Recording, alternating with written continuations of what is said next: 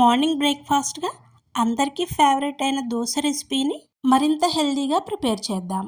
దీనికోసం ముందుగా ఒక బౌల్లోకి 1 కప్పు మినప్పప్పు, 2 కప్పుల బ్రౌన్ రైస్, 1 టేబుల్ స్పూన్ మెంతులు వేసి 2-3 సార్లు క్లీన్గా వాష్ చేసి 6 to 8 అవర్స్ నాననివ్వండి.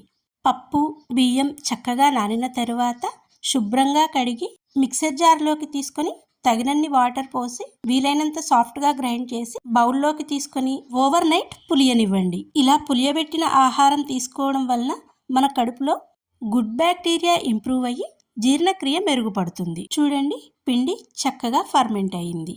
ఇప్పుడు దీనిలో రుచికి సరిపడా సాల్ట్, తగినన్ని వాటర్ యాడ్ చేసుకుని ప్యాన్ హీట్ అయ్యాక దోశ వేసి నెయ్యి కానీ నూనె కానీ అప్లై చేసుకుని 2 వైపులా కాల్చుకొని తీసుకోండి.